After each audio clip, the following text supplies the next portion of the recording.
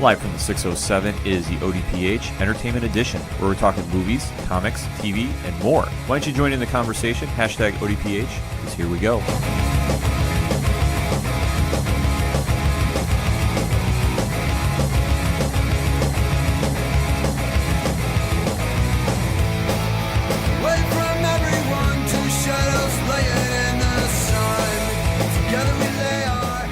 Welcome to another edition of the ODPH Entertainment Edition. I'm your host, Ken M. Sitting across from me this week is the one, the only, Padawan J. Hello, hello, hello. Folks, we have a lot to discuss. Let's waste no more time. Hashtag it up with us. Hashtag ODPHEE if you want to join in the conversation on social media, because, hey, we want to hear from you. So the biggest story of the week had to be the DC CW crossover event and what happened at the end of it. Yep. Now, we are going to be talking spoilers, so if you haven't seen the episodes of Arrow, Flash, and Supergirl yet... What is wrong with you? Well, you know, people got lives going on. That's true. There's different factors. I'm behind on Voltron. I'm not going to lie about it. Wait, I'm ahead of you on Voltron? Wow. Yeah, I know. This doesn't happen. This doesn't happen, but, you know, outside of podcast business, shall we say, has been kind of tying me up a little bit. That's true. So I can understand if people haven't seen it, but we are going to be talking spoilers in 3, 2, 1. So this year was Elseworlds, the big event, and it was only tying in Arrow, Flash, and Supergirl. Yep. And what started out as a simple Freaky Friday, if you will, where Arrow and Flash switched powers and identities, really kind of spiraled into another event and then some. Right, and they were even referencing Freaky Friday, and there was another movie they were referencing. I'm forgetting what it is now, but it was fun. It was funny to watch, and it was kind of a stereotypical plot at the start for given what was going on. I mean, they wake up, they're not Oliver, as we know him, is in bed with Iris, and Barry is training with Diggle. They're kind of like, wait a minute, what's going on? Yeah, and it kind of spirals from there because obviously there's only two people that know that something has changed. And everybody's kind of piecing it together because as far as they know, everything's fine. Yeah. So with that being said, Oliver and Barry kind of meet up and go, okay, something is going on. Sure. How do we fix this? Because we need to fix this immediately. And it really kind of spirals from there. And then they say, well, let's go to Earth 36, I believe. Thank you.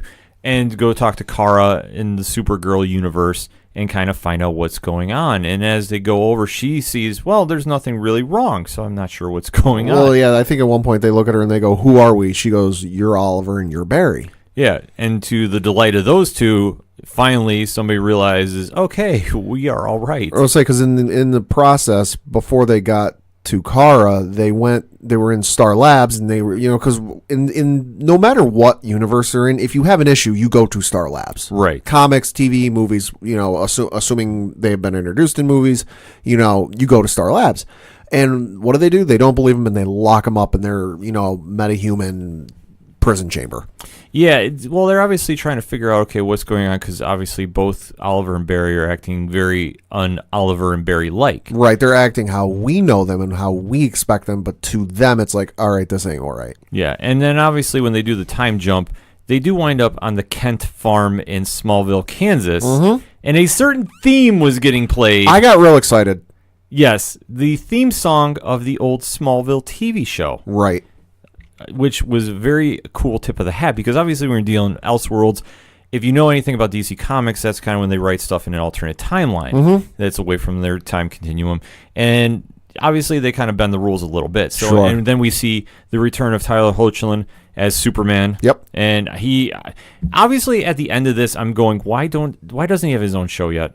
Yeah, that's a very good point. I mean, the only reason I can think of is, it's the same reason Slade Wilson keeps coming in and out of the Arrowverse, and, Suicide Squad was a thing in Arrowverse, and then it wasn't, is because of movies.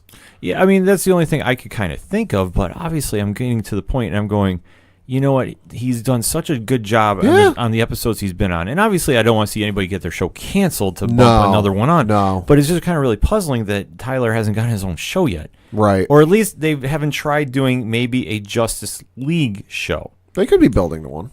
But I don't know if they would do that on such a small scale like the CW. They did it for an episode of Smallville back in the day. Now it was Clark, Aquaman was there, Flash was there, Cyborg was there, and Oliver was there. But I mean, they did. If there was at least one episode I can think of, there might have been a second one.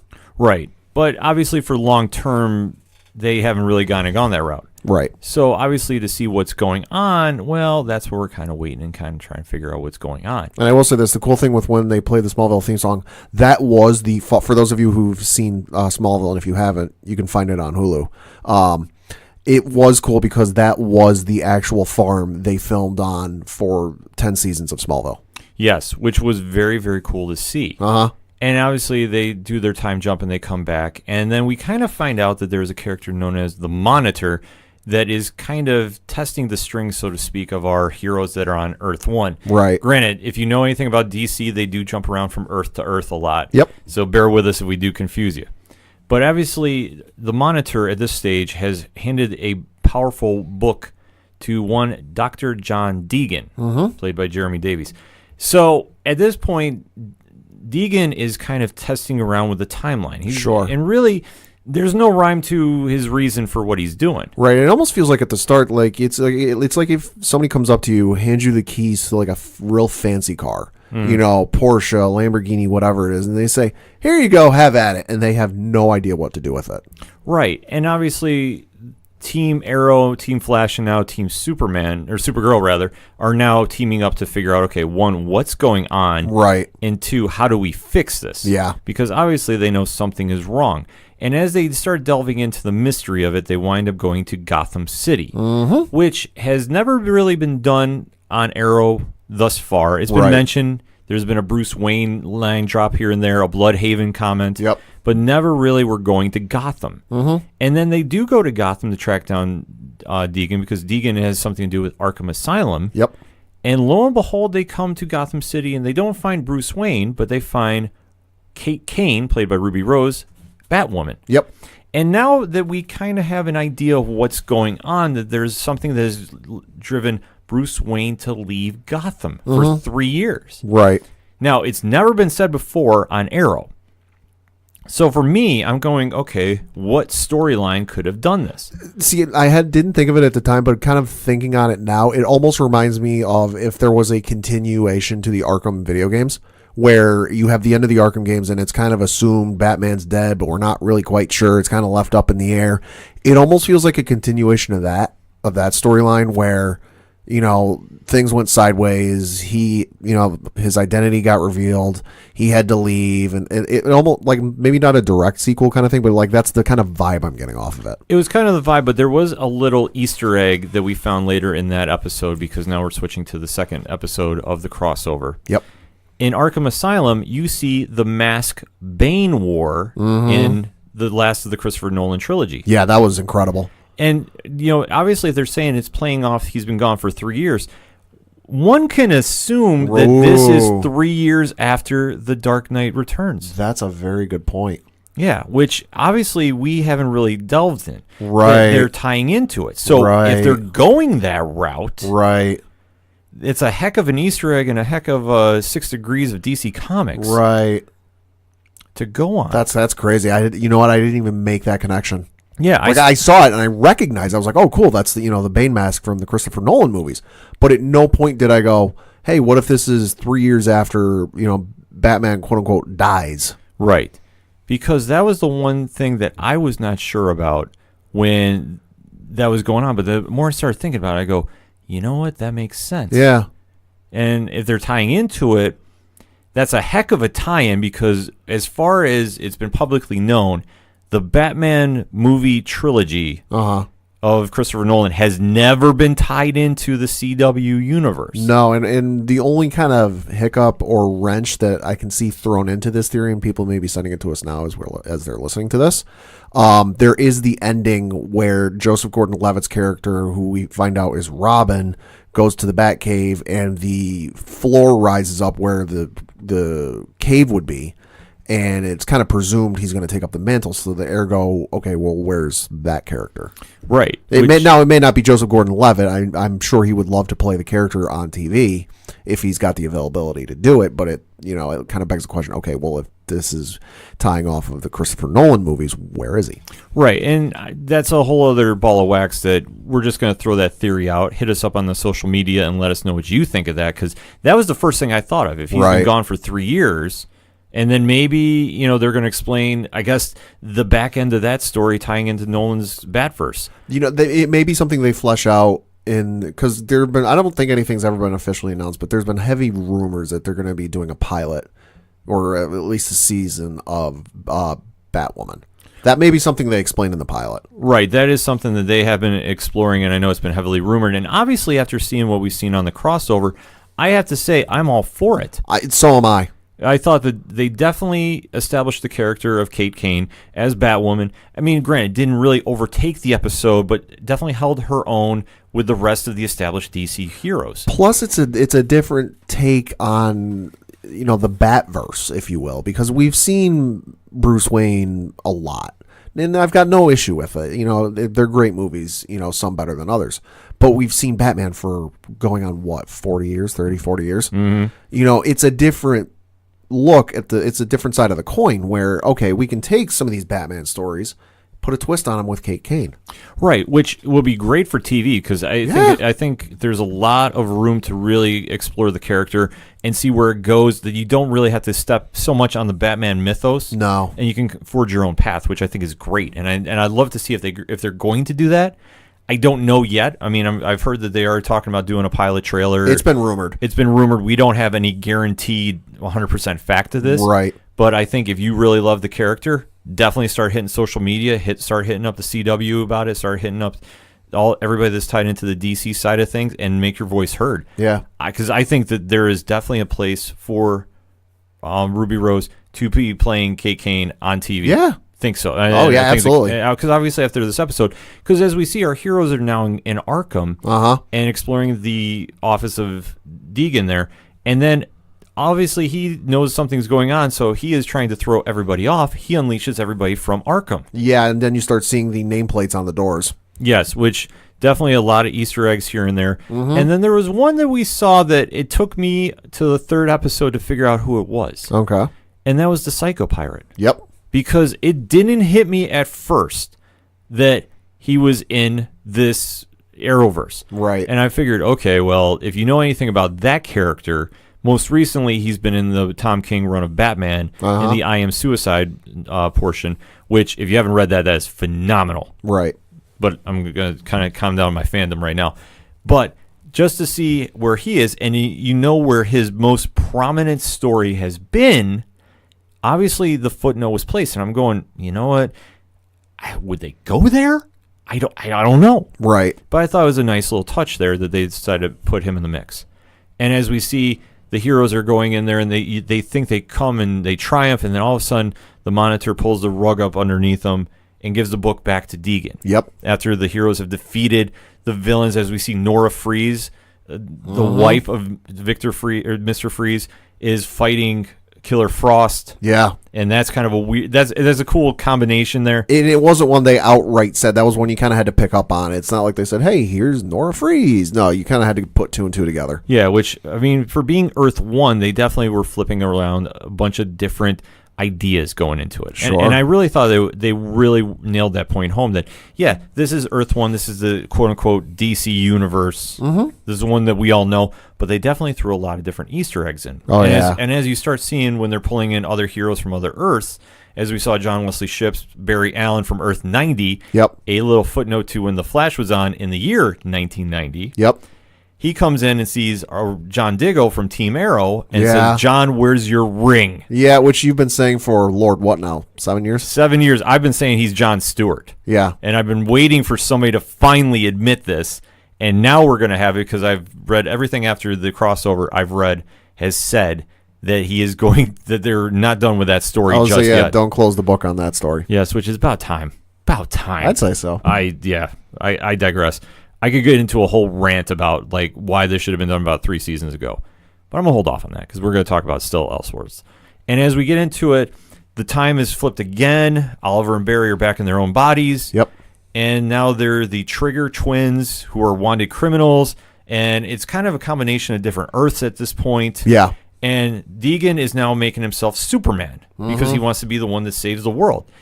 Oliver, to his credit, Oliver Queen, is kind of sensing this going on, and he's kind of going through his own personal turmoil. If you've been watching Arrow this season, which in my opinion has been the best CW show of the lot. Yeah, I agree.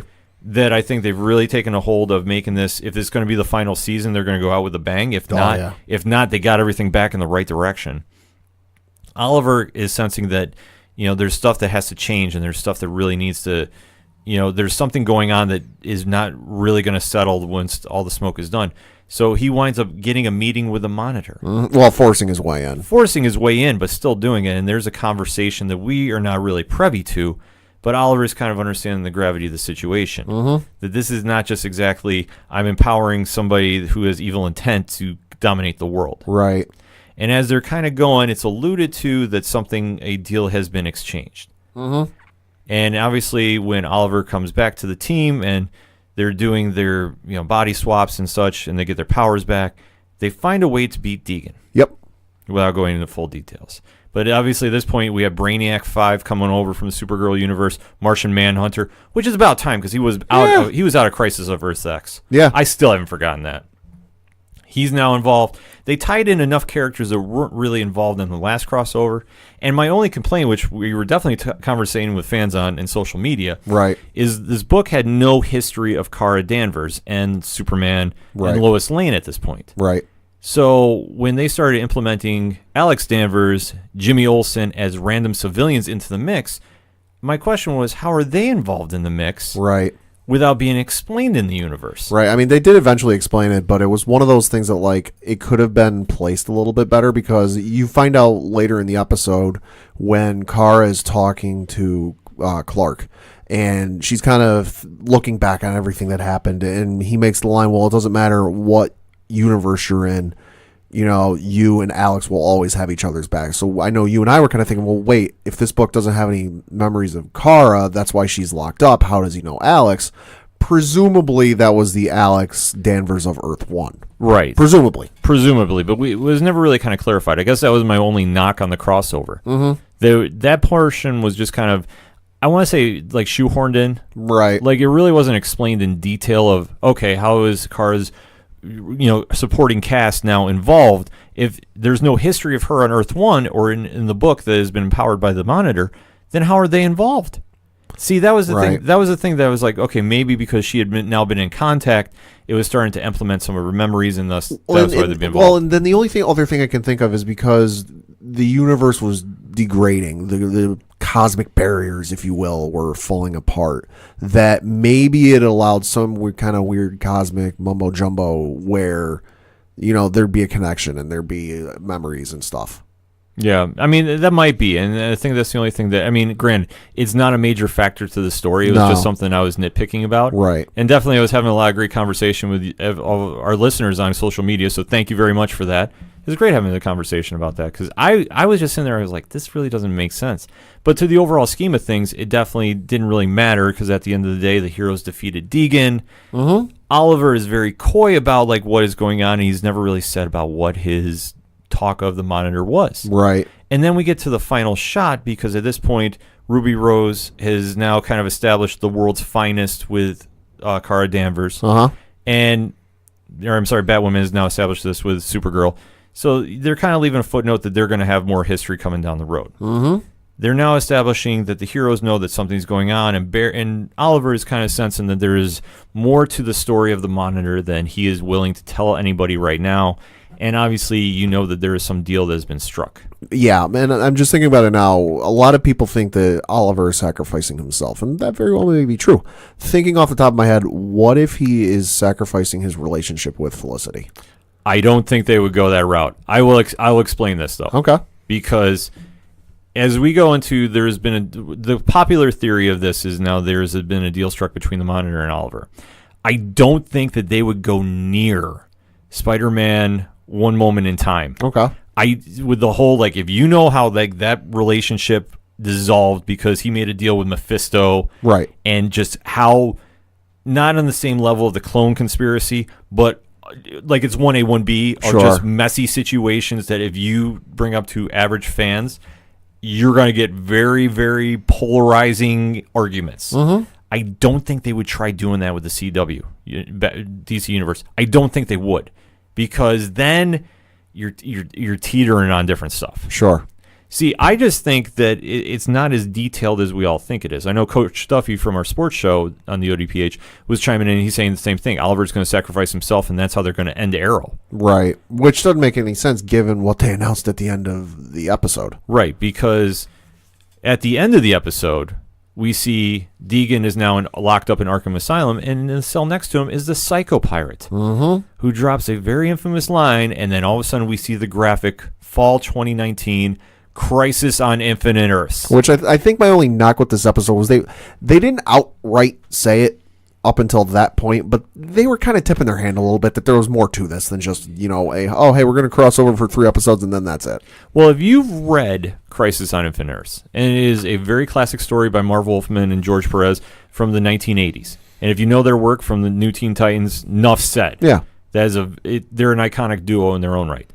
And the Crisis on Infinite Earths, which is a great read, but it's very confusing because this is when DC tried combining all their Earths into one. Right. And they made it happen, albeit though there's a lot of shakeup of the history of the DCU. Sure. And honestly, I think there's one of my knocks of DC Comics is their timeline is very out of place a lot. That they try reestablishing, okay, we're going to do multiverse, then we're going to make it one. Then we're going to make it multiverse, we're going to make it one. Right.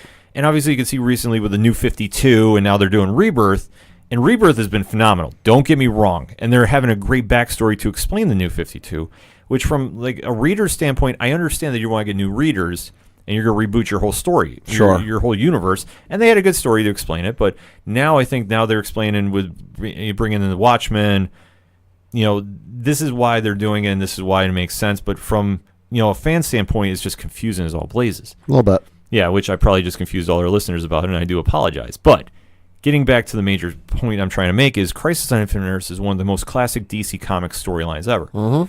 And it involves the Monitor, it involves different various characters from the Earths of the multiverse coming together to fight the Anti-Monitor. Yeah. When this happens, this is not going to be a normal crossover by any means. No. And I would not doubt, I'm not saying I know anything, I wouldn't doubt a show is canceled at the end of this. That's probably a safe bet. Yeah, to establish the gravity of the situation. It's going to be the DC TV equivalent of the Thanos snap. Oh, without question. And the Psycho Pirate plays a big part in it. If you've never read the book, the minute that he said his lines, I was like, no way they're going to actually do this. And this is kind of wild to me to see.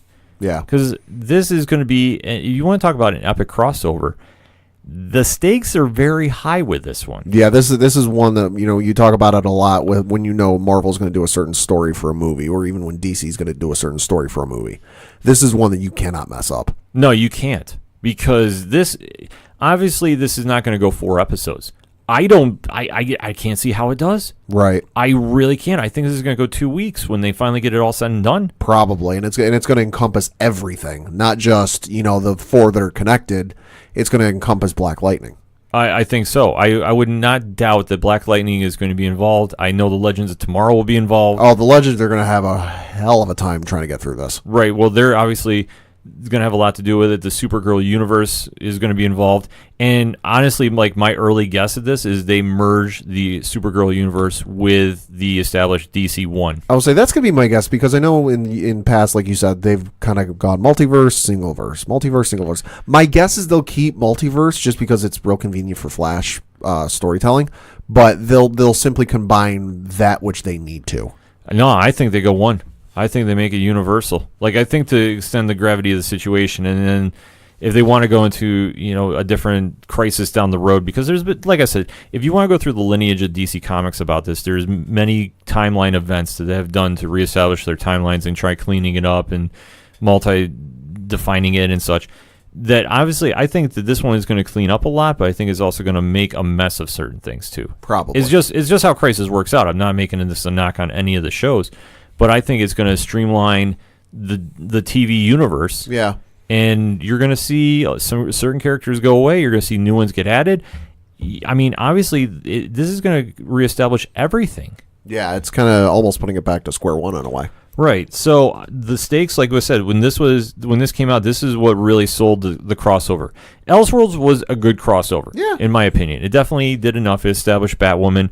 It definitely established what's going on with Batman at this time. Yeah. And obviously, when you bring Superman into the fold with Lois Lane, and you hear about they're introducing Jonathan Kent. Yeah.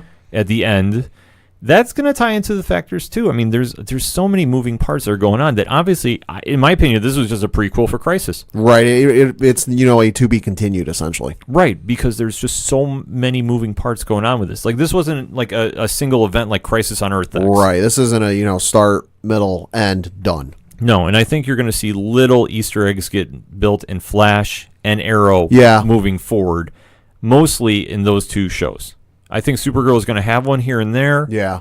I think Legends might. Maybe next season that's going to be their big plot point. Probably. But I think overall, though, it was definitely a good crossover. I think everybody involved with it did a stellar job. Pat, any final thoughts on that? Love the crossover. Almost as good as Earth X. Earth X is just slightly better. The one thing I did love, though, is how they didn't simply make the Supergirl episode like, oh, hey, just the last 5 minutes is going to tie into the crossover. No, the whole episode was a tie-in to the crossover. Absolutely. But let us know what you think. Hit us up on that hashtag ODPHEE. What was your thoughts on DC TV's crossover this year? We want to know. We're going to take a quick break. We'll be right back. Hi, this is Jimmy Gazdick from Crimson Brethren and Floodlands, and you're listening to ODPH.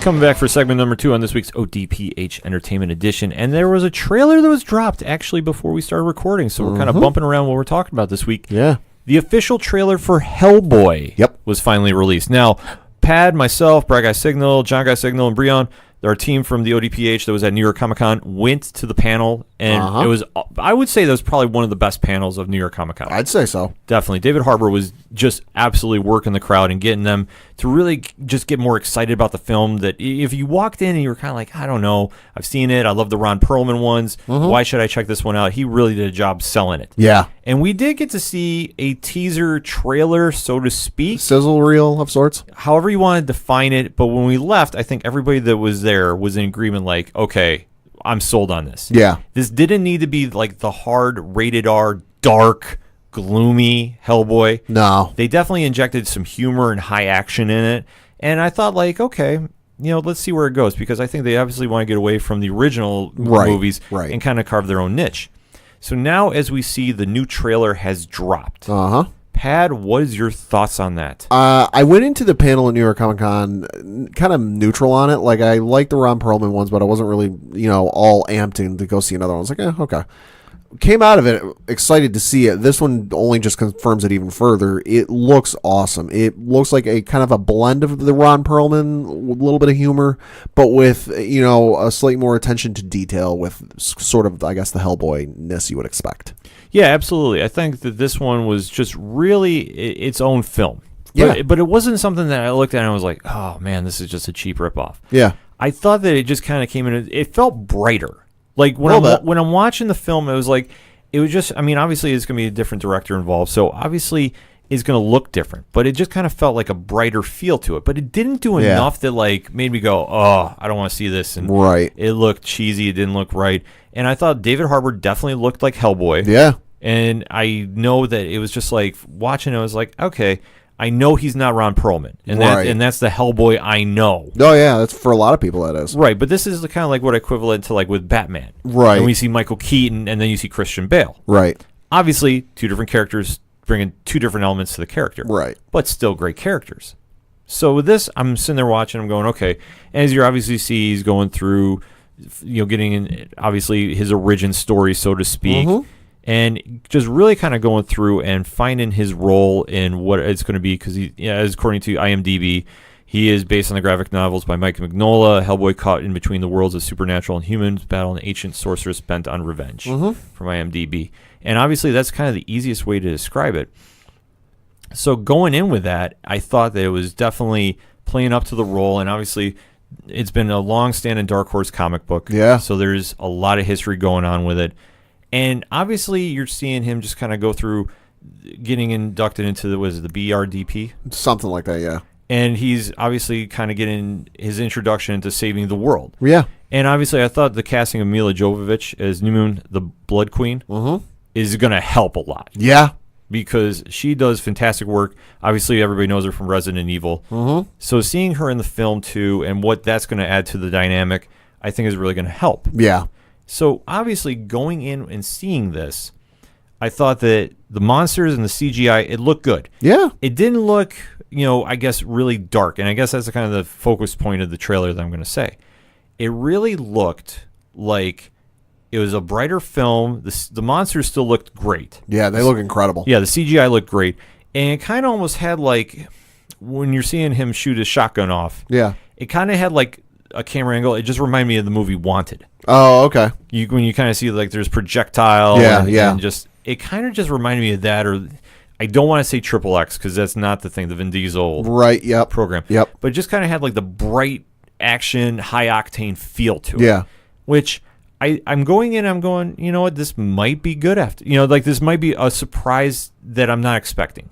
Yeah. I don't want to say it's not going to be good because I think it's going to be great. It looks good. It looks very good, but it just has a different feel. It does enough to kind of invoke feelings or kind of that feel you expect of the Guillermo del Toro, Ron Perlman movies without being a complete like copy and paste of it. Like I said, there is definitely some comedy in the trailer that kind of reminded me a little bit of Ron Perlman as Hellboy. I mean, there's the one point where he's in the BRPD and his quote-unquote father hands him his gun, and he just goes, some dads get their kids Legos. And it's just like, all right, there's the comedy. But then you have this super serious moments like you see at the end of the trailer where he's gone, shirtless, full horns, and like the flaming crown above his head. Right. And I thought that was probably the most telling image of all, too. Yeah. Because when you see him come out, like at one point he comes out and he is in this, dare I say, like fire pit. Yeah. I mean, we don't really know exactly what it is, but he comes out with a flaming sword and his head is wearing a flaming crown. I'll say, as a wise man once said, he's here to kick ass and chew bubblegum, and he's all out of bubblegum. Right. So obviously, this definitely had just a unique feel to it. Yeah. But I thought it was something that definitely stood out, and I thought it was something that's going to really surprise fans at the box office. And I think given everything that's coming out next year, because there's a lot, it's going to be a sleeper for next year. You're right. I think it's going to be very much sleeper because I think that going into the month that is coming out, and I believe it's coming out in April. Yep. There is going to be Avengers. Yep. There's going to be Shazam. Yep. Obviously, Captain Marvel is still going to be doing some damage because her movie is coming out in March. So to sneak in there, Hellboy and the BPRD is going to really have to kind of make some noise. And I definitely think it's going to come in flying under a lot of radars. Definitely. Because the one thing I think that if you're going into it as a novice fan is you don't really know Hellboy. He's not on a major comic company. He's not a Marvel or DC. Right. But you do know there's history with movies. And now they're doing a reboot. There's kind of a clean slate going on. Yeah. So it might be something that is going to fall under the radar, so to speak. But it's also going to be something that we're going to just kind of have to watch and see.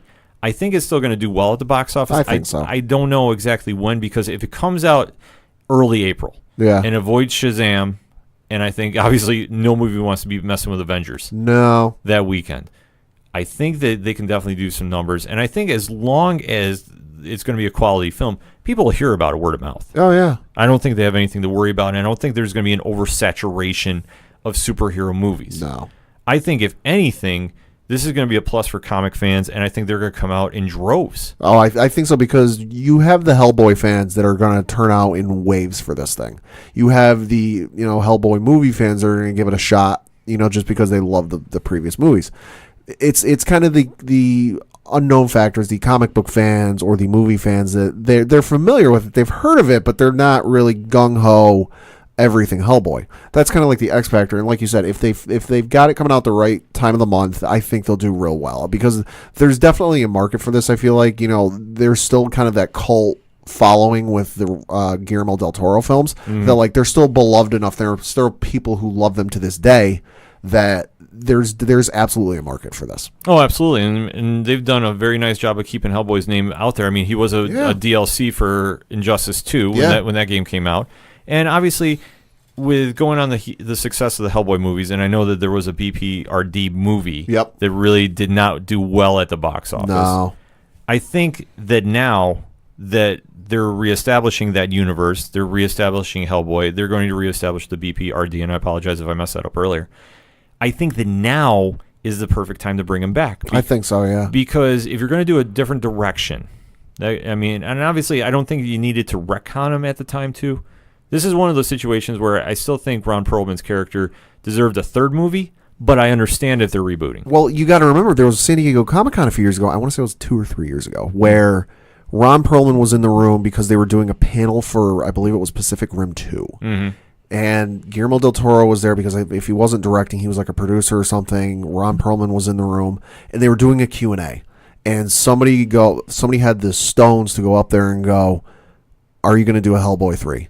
And he Guillermo del Toro or Ron Perlman, I can't remember who, says, "Well, if you want it to happen badly enough, the folks who make that decision are in this room right now, so make some noise if you want that to happen." And from what I was reading, because obviously there's never any video to come out of these things, right? The roof blew off of Hall H.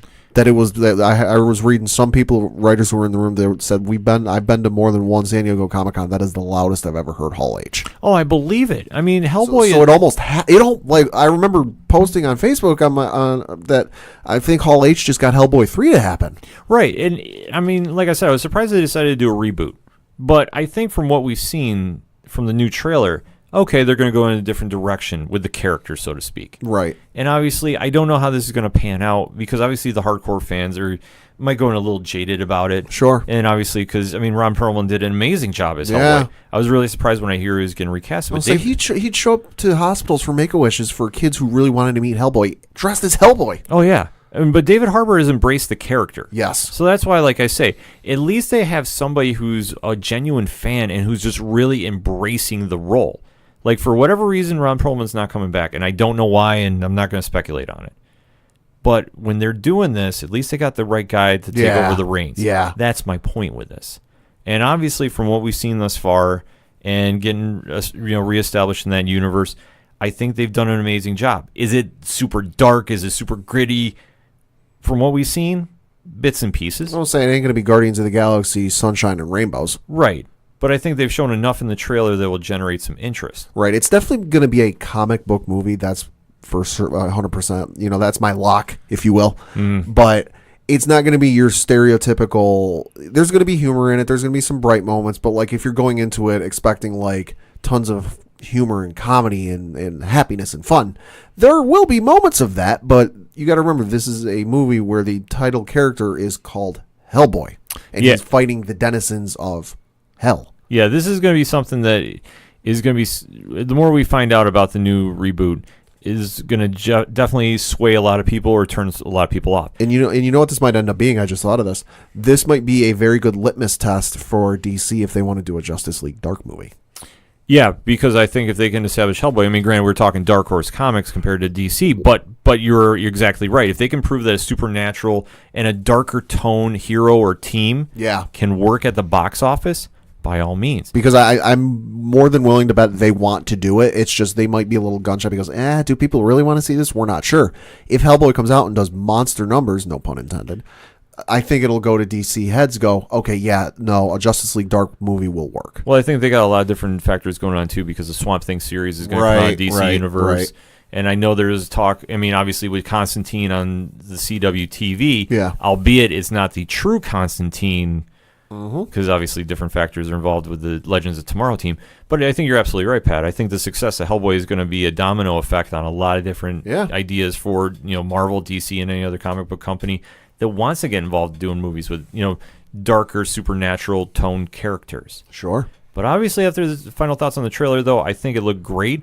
It definitely established what I wanted to see out of the movie, which if you're going to do a reboot, I didn't want to see what should have been Hellboy 3 without the people involved with the original Hellboys. Right. And I thought that David Harbour did an amazing job from what I've seen thus far. Yeah. I'm sold on it. I was already feeling, when I left New York Comic Con, I definitely want to go check it out. The trailer just reinforced that. But let us know what you think. Hit us up on that hashtag ODPHEE. What's your thoughts on the new Hellboy trailer? We're going to take a quick break. We'll be right back. Hi, this is Mike C. from I Am Horror. You're listening to the ODPH, the most killer podcast on the planet.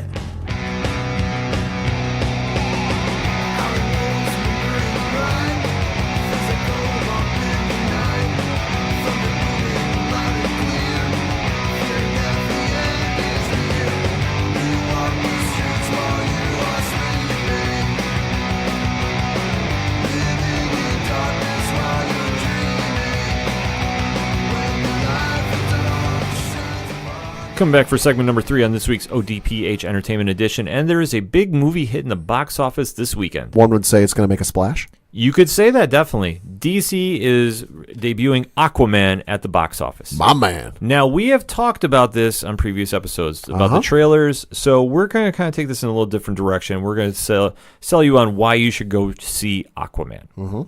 Now, Pad, what is your biggest draw to go see this movie? I think, well, one, Jason Momoa, because if you haven't seen, there's a video on Facebook where it's I think the title of it, or the thing on the video is, why you want Jason Momoa to be your best friend. And it's just some of the crazy antics he's gotten into in interviews and press junkets and stuff like that. So, one, Jason Momoa, just because he's such a charismatic person, it's hard to hate the guy.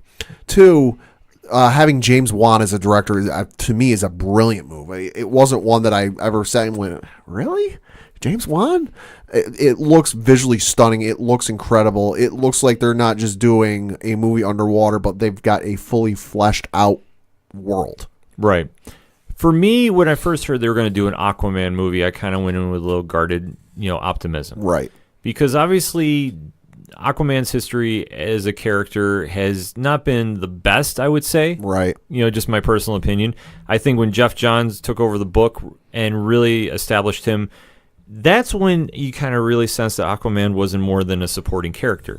That obviously he's the king of Atlantis. And there's more to him than just being kind of the butt of many social media jokes. Yeah. And obviously being the fifth wheel on the various incarnations of the Justice League. Yeah.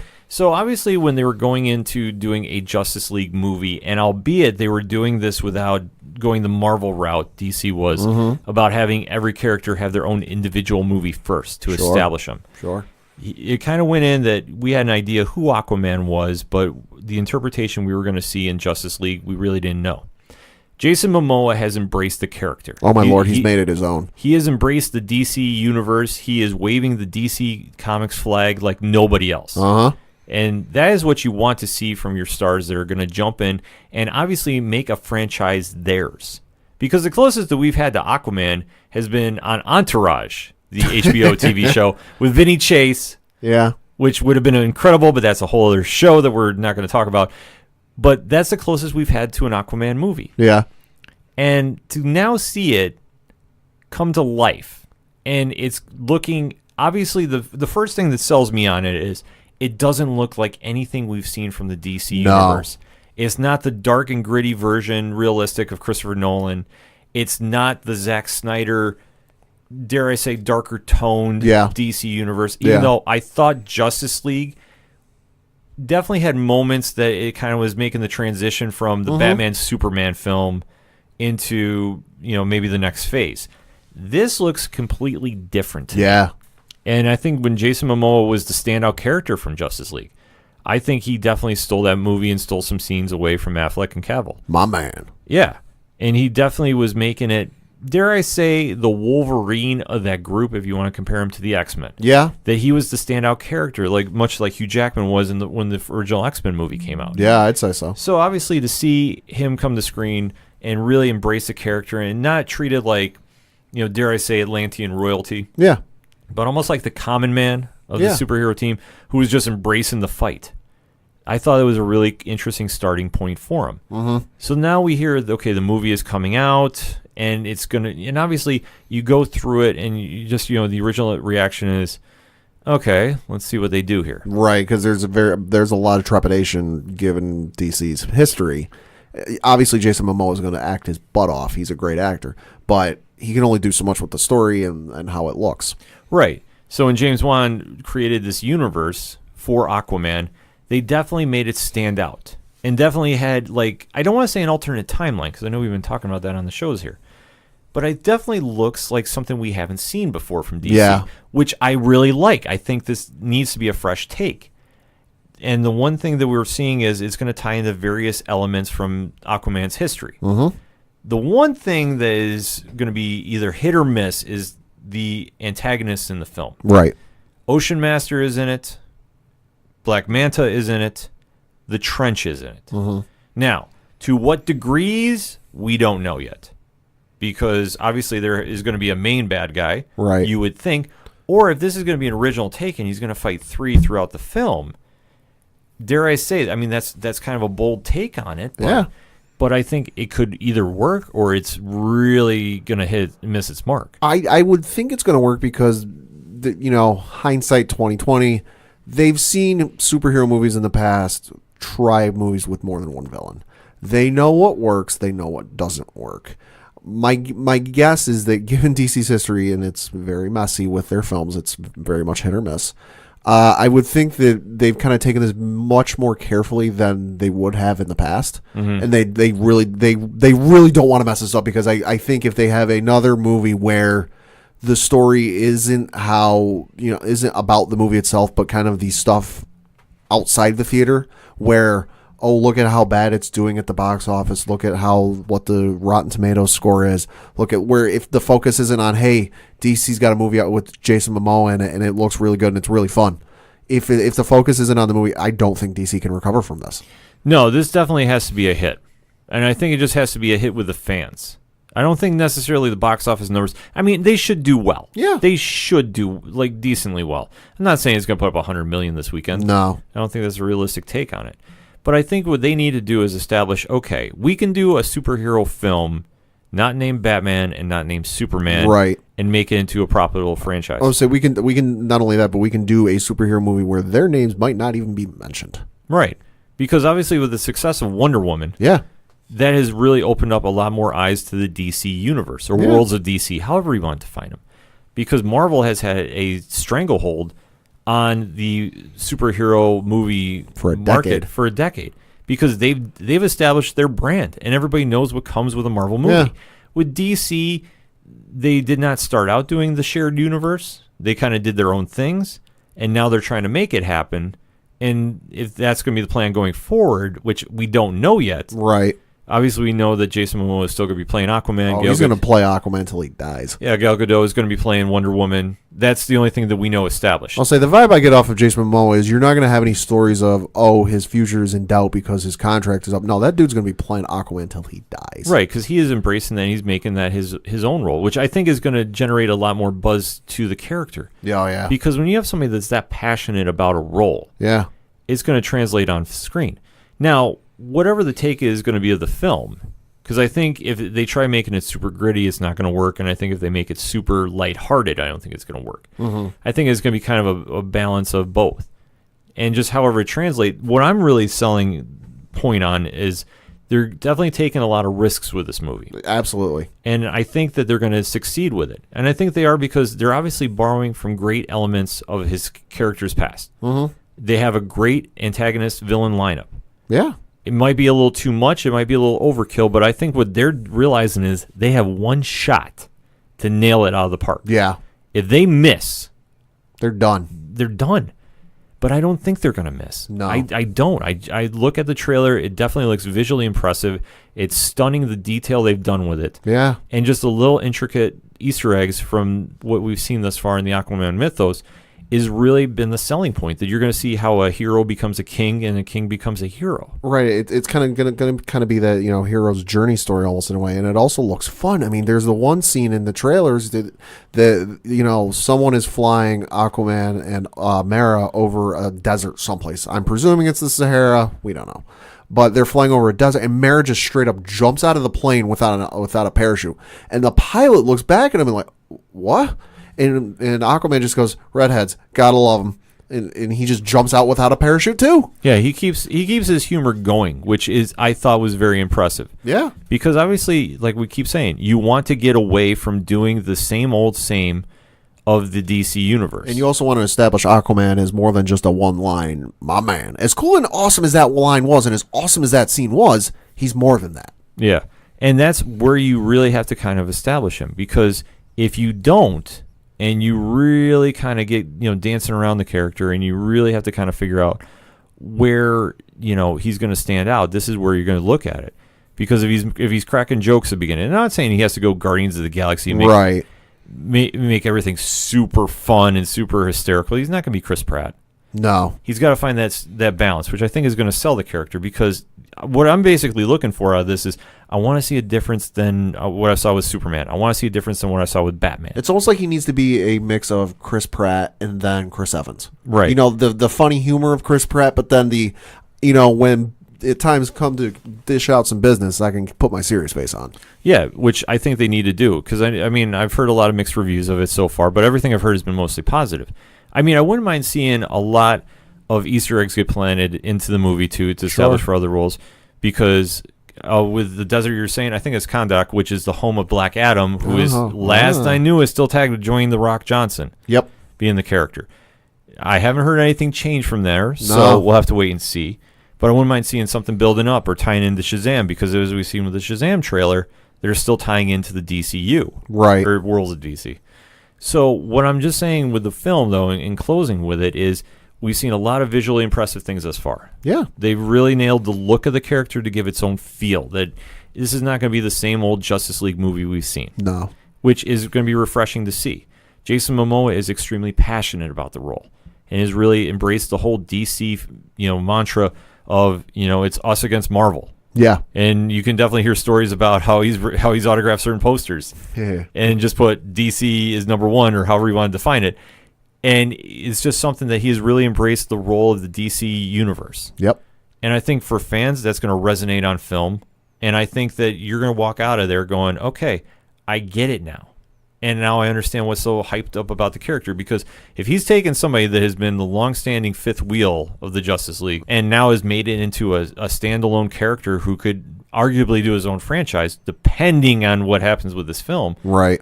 I think that's a true selling point in its own right. And it's going to be really fun to watch. I'm super excited about the film.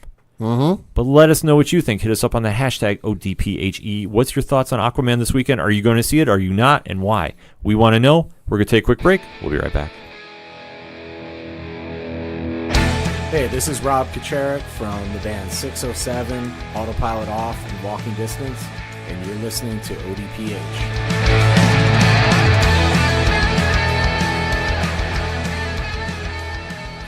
Coming back for the final segment on this week's ODPH Entertainment Edition. Pad, why don't you kick us off with those one-shots? Well, interesting little news has come out about Star Wars upcoming TV series, The Mandalorian. We've learned a little bit of news. We know that it's going to be set after the events of Return of the Jedi, so after the Empire falls. Some little bit of casting news. Pedro Pascal, who you might know as Oberyn Martell from Game of Thrones, will be playing the title role. No names of the characters are known yet.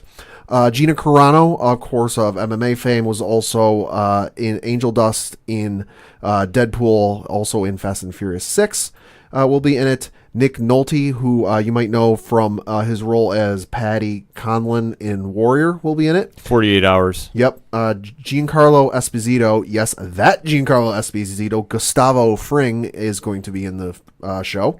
Emily Swallow, who played Amara in Supernatural and is also the character Lisa in Netflix's animated Castlevania series, is in it. Carl Weathers is in it. Yes, Dylan from Predator is in the movie. Apollo Creed from Rocky's lineage. Yep. Also, Omid Abtahi is going to be in the movie, in the show, I should say. Was in the Hunger Games movies, and then was also in the movie Brothers. And then also Werner Herzog, yes, writer, director, producer Werner Herzog is going to be in the show. So you definitely got a star-studded cast announced. And then they also announced some of the directors. Jon Favreau, of course, is producing the show. Of course, he directed Iron Man and Jungle Book, the one Disney put out, not the one that Netflix had come out. Is producing. Dave Filoni, who of course worked on Avatar: The Last Airbender for the first season, was director, producer for all of Star Wars The Clone Wars and Star Wars Rebels, is going to be directing the first episode. Other directors include Deborah Chow, who worked on Jessica Jones. I'm going to butcher this name, so I apologize in advance. Rick Famuyiwa, who directed the movie, worked on the movie Dope. Bryce Dallas Howard is going to direct an episode, and also Taika Waititi, who of course directed Thor 3, is going to be directing an episode. Also, they announced just today as we record that Ludwig Göransson, who of course you may not know the name, but he worked on the soundtrack that wasn't the singing part for Black Panther. So they've definitely got some star-studded names there. Not messing around with this TV show. No release date yet for the show, but you know I'm all sorts of excited. Disney Plus is making some moves. I know, obviously, with the Marvel MCU stuff, not the Netflix stuff, even though there was some rumblings going on that maybe the Netflix universe might be an option at some very stage in 2020 when they're released from Netflix. Yep. Obviously, they're wanting to make sure that they make an impact coming out the gate. The Star Wars TV show definitely looks awesome from the casting thus far. And obviously, the little stuff we heard from the MCU getting filmed. I think it's now Vision and the Scarlet Witch. I'm not 100% sure. I know the Scarlet Witch is getting her own show. It's rumored that it's Vision Scarlet Witch. Nothing has outright said it's Vision Scarlet, but everyone's kind of guessing. Yeah, I've kind of heard of some rumors that Vision is getting added to it, but I haven't heard anything concrete. So just to clarify that, I have heard the Winter Soldier and Falcon, as we discussed on previous episodes. That's going to be awesome. That's going to be amazing, and Loki's going to get his own. So I imagine that's going to be Journey into Mystery. It's going to get wild. Yeah, definitely. Disney Plus is making some moves, and like I said, I'm very intrigued if they do add the Vision to Scarlet Witch. Mm-hmm. That one could be a sleeper, and that could be a whole other ball of wax too that opens up the door for another team in the MCU. So, little tidbit if they do decide to add it. The only thing we know is Scarlet Witch is getting her own show. Yep. So going into my one shot, speaking of new teams getting added to their own TV shows, Marvel's Runaways comes back on December 21st on Hulu. Okay. Now, if you haven't seen this show thus far, it's been very good. It's the story of a group of kids who find out their parents are part of a mysterious evil cult, so to speak, or something in that variation. And you see now that they're developing powers of their own, and it's kind of like a coming-of-age story. And it's been very, very well done. Yeah. The comics are very well done, too. And obviously, to see it get a second season, I'm super excited about it. So definitely check it out Friday, December 21st on Hulu. And there was some also comic book news coming out. Yeah, this was a little bit of a surprise. It came out yesterday, the cast of the Dark Guardians, I guess as they're being called, which is going to include Cosmic Ghost Rider, Gladiator, Star Fox, Nebula, and this one caught you by surprise, Wraith. Yeah, see, the thing about this is I have a sense Marvel is going to start pushing Cosmic Ghost Rider like Deadpool. Now, if you don't know the history of Cosmic Ghost Rider, is a wild take. I know I say wild a lot on this show, but I'm not going to spoil it for anybody. I want you to go to your local comic book shops, go pick up the issues, and find out the origin. Or you can Google it and then go to the comic shops because you have to read it a couple times because it is absolutely crazy. Yeah. And now if they're going to give him his own team, because now I know they're doing like a spin-off book where he rewrites the history of Marvel. Like they're really making a push, and I'm sensing they're kind of making him into like the new Deadpool, where like Deadpool was everywhere in the Marvel universe, comic-wise. And now I think it's Cosmic Ghost Rider's turn, and if he's getting his own team, and like I said, Wraith I haven't seen in years being on the book, and I know they're adding Star Fox because I think he's going to have a tie-in to the Eternals movie when that starts coming out, or you start hearing more news about that.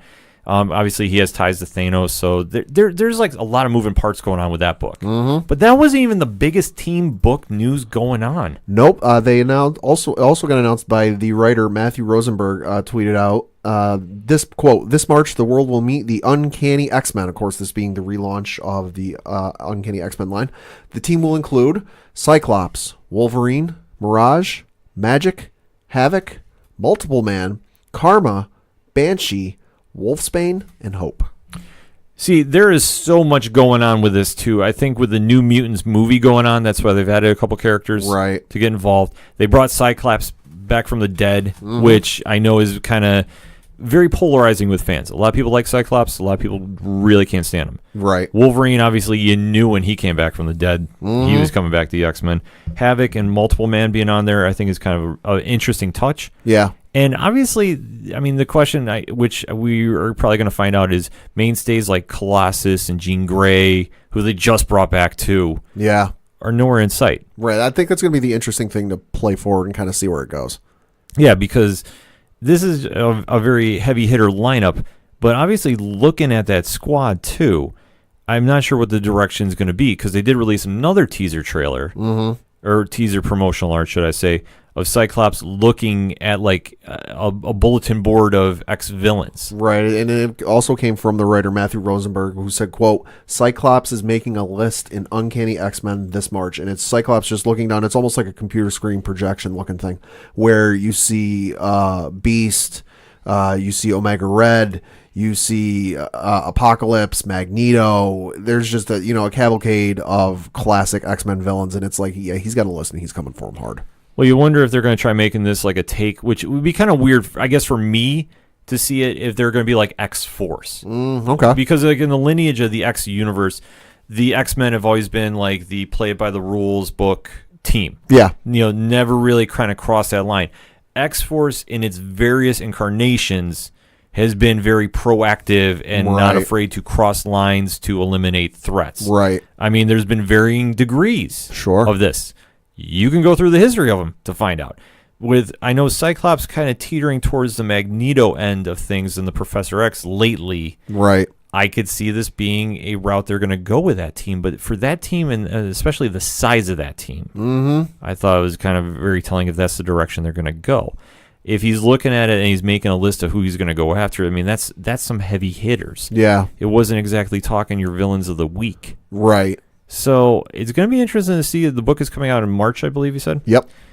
Marvel's making some moves. Definitely. I know they have a big week at the comic book shops this week because I believe it's the end of Spider-Geddon crossover and Infinity Wars. Yep. So they're definitely making some moves at the stands this week. So definitely go hit up your local comic book shops, pick up some issues, let us know what you think of them. Hit us up on that hashtag ODPHEE. And my last one shot, I know I've been talking about it a lot lately. DC Titans on the DC Universe app is having its season finale this week. Yep. Everybody has seen the trailer. If you have not, it is Batman vs. Robin. It is not everything that you see in the trailer. Okay. Now, I'm not saying this because I will admit I was the biggest critic of the original Titans trailer when it came out. Right. And rightfully so, because that was in my opinion, that was a very bad trailer. And very misleading because everybody knows one thing about that trailer, a certain quote that Robin says. And if you watch episode 1, you understand why he says it and the direction it is in. It shouldn't have been the focal point, in my opinion. Right. I've seen the season. It's been great. That's good. Starfire has been the standout character in every episode she's been in. And it's a darker tone. The violence, like I say, and it reminds me of like the early 1990s Extreme Studios books. Right. But they definitely have tied it into the Titans' history. And where they're going with this, the trailer, if you have not seen it, is Robin is now hunting Batman. Oh, boy. Now, everything is not what it seems. If you saw the previous episode, it'll throw you a curveball when you see it because you're going to watch and go, wait, what is going on? It will be explained. I'm expecting big things from this. And then I'm really excited to see what's the next series to come out on the DC Universe app. If you haven't checked it out, I recommend you do if you're a DC Comics fan. Definitely check it out. Let us know. And if you have the app and you've been watching Titans, hit us up. Let me know what you think because I definitely want to talk about that on our next episode. That's all we got for this week. So for Padawan J, Thank you. I'm your host, Ken M. Thank you as always for listening to the ODPH Entertainment Edition. We'll see you next time.